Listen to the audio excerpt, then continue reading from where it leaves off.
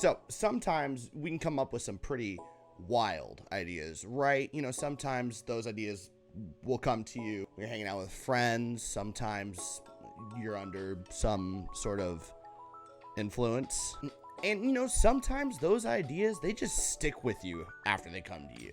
And then next thing you know, you tell it to a bunch of people. It becomes a regular story. It becomes some kind of this little icebreaker in your life when you're at a party, and then you're talking to these people that you met, these poor people in the backyard of some stranger's house, and they're either enthralled with this story or they're looking for an out, and they're trying to figure out, why the hell is this guy talking to me and giving me an elevator pitch about a 13-part National Treasure movie series. Before we get super into this, if you haven't seen, I am starting to live stream again, this time over here on YouTube instead of where I was before. I'm also working on, just VOD content and stuff like what we're doing here with these story times and stuff like that. So if you're into it, let me know below. Throw us up if you like it, all that fun stuff. But, we have a story to get to. Now, in the past, I've come up with some pretty off-the-wall ideas as far as, hypothetical media, TV show, weird TV show ideas, music videos, all that fun stuff. And, some of these things land, they're funny in the moment. Some of them don't, just kind of move on. The manner that this one came to me was so unexpected that it was hard to forget, and it just gets brought up by by people who were there with me. It's just one of those things that I say it, and some people who know this story just go, "Oh my God, John, don't do this. I'm just gonna put this out on the internet because I came up with this in 2013. I waited too long, and next thing you know, the Fast and the Furious series apparently decided it was a good idea to make something almost as ridiculous as this. So I just I slept on it for too long. We just need to share this with the world, okay? Okay, so let's set the stage here. Me and about 15 other people who worked with me at a local haunt, chilling at a Denny's like we normally did. About an hour into dinner, we're talking about, who else other than Nick Cage. Well, why would you not talk about the acting genius of Nicolas Cage? That's when it hits me. Amidst all of the terror and injustice in the world, the one thing that could set everything right in the year of our Lord 2013 would be an expanded National Treasure universe, the NTEU. Now, if we are going to make this NTEU and it's led by Nick Cage, the stakes need to get higher and higher every single time. But they can't be traditional. If we're going to keep the interest of millions, we need to keep it interesting. A unique kind of growth that, other than one example I've already mentioned, it's never been done before. Now, these are all rough ideas. I don't have the time nor the talent to come up with every single story arc, but I can at least plan what they are going to steal in each movie, because this all started with a movie. They wanted to steal the Declaration of Independence, and then they went to the second one. They went into the prefrontal cortex of Mount Rushmore and took a bunch of gold. So my whole goal here was to just figure out, what are they going to steal in each movie? And of course, that's about as deep as I'm going to get while I'm eating seasoned fries in the middle of a Denny's at 2:30 in the morning. Let's just look at this from a marketing standpoint, okay? Naturally, you're going to want to recapture the love of the original with the next installment. So, just keep it simple, win back the audience, get them back invested into this nice little idea of Nicolas Cage just stealing artifacts of American history. What better way to do that when the third movie with National Treasure 3, they take the Liberty Bell, right? Simple, fun, nothing too crazy. We're just reeling people back in. He took the Declaration before, now there's a bell with a crack with it. He's gonna take it. They're gonna run down the street in the middle of the night in Philadelphia or wherever it is. I don't know where the Liberty Bell is. And now we can start ramping up into the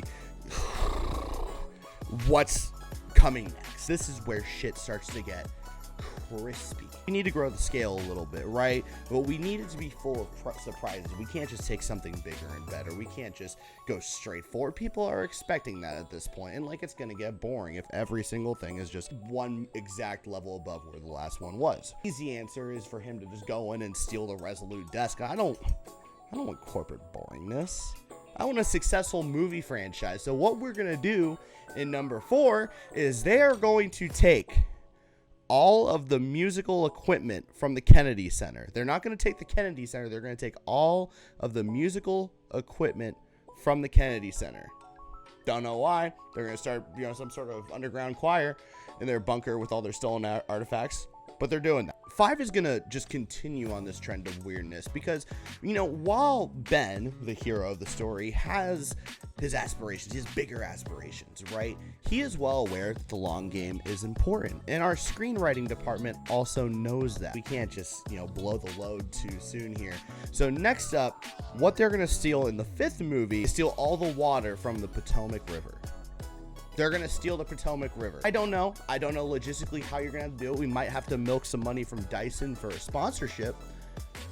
But they're going to steal all the water from the Potomac. That's the 5th movie. National Treasure 5. We are stealing the Potomac River. At this point in the franchise, people are starting to kind of miss the charm of the first 3 movies, right? Next up, for the 6th movie, we're just going back to our roots here because they are taking Lincoln.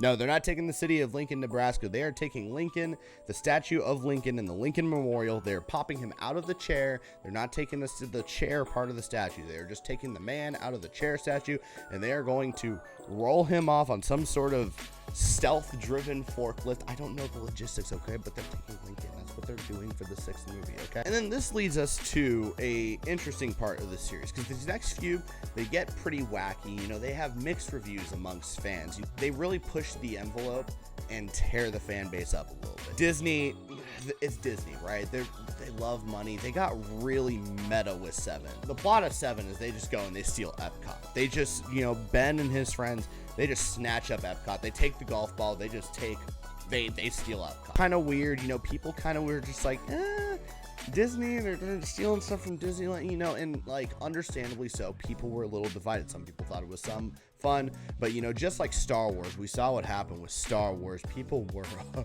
upset. There were people crying in the streets about Nick Cage and the integrity of his character, and if he actually would have stole Epcot, or if they Disneyfied it. They still want to do a few more movies. So in order to make some of the fans happy, they bounced back a little bit, and in the 8th movie, Ben takes the Golden Gate Bridge, right? That feels fine. And then in 9, they started to piss people off again because they go straight to Southern California, go to Disneyland. They take Sleeping Beauty's castle, and even the pro-Disney crowd at this point, they're upset. Low-hanging fruit, and listen, I wanted this series to be realistic. There was going to be some low points. It was going to be a little bit of a roller coaster. Not every movie in a franchise is perfect. So, we got this weird Disney arc out of the way, because 10 was like a pivotal point. The higher-ups, they were either going to destroy this series or bring the franchise back to all of its glory. So they decide to hit the nostalgia button, right? And they ride that wave the rest of the way to round the series out. They announced that there's going to be 3 final movies to end the series at a perfect dozen, and it is going to make the original fans happy, but it's going to have a little bit of something for everybody. So there's going to be some ridiculousness, but it's going to be, stealing American artifact base. It's going to be amazing, and the crowd loves it because in 10, the crew continues its unfinished business from the 2nd movie. They go back to Mount Rushmore, and they just steal the whole mountain. They pick up the mountain, they carry it, they take it from over here, and they put it over here. The crowd eats it up, and National Treasure is back and better than ever. If you are still with me right now, I applaud you because I am talking about this like it's a past tense thing that really did happen. There's still just a little bit more to go. Now, 11 and 12, they take the series to new extremes just to finish the saga off in beautiful fashion as they center around, taking these last 2 heists of theirs. They're going to take the Washington Monument in the 11th one, and then in 12, they are just going to snatch up the White House. They are going to take the whole thing, just like Mount Rushmore. They're going to pick it up, and they're just going to put it on their little, just oversized load truck. They're going to go down the street, and they're just going to ride off into the sunset, and that is going to be the last National Treasure movie. Everything is perfect until studio's talking about maybe doing a reboot, whether it's a prequel or just like a one-off little sequel here.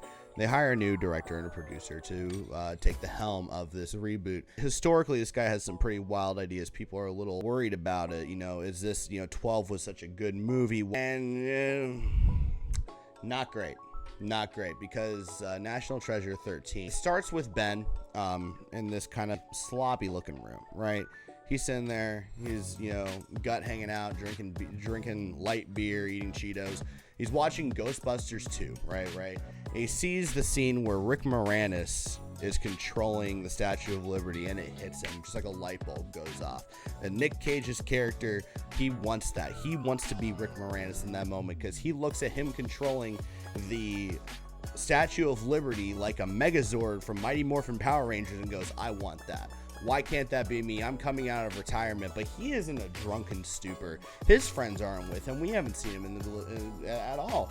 In this movie, Ben becomes the antagonist as he goes to steal the Statue of Liberty and operate it like Rick Moranis did in Ghostbusters 2. And this is with all of his former crew and the U.S. military all trying to stop him King Kong style. And not to spoil it, but he gets blown to bits at the end. They don't even arrest him. He dies. It was a really sad ending. Drunken rampage, and it shat on everything that the series was, and people were not happy with it.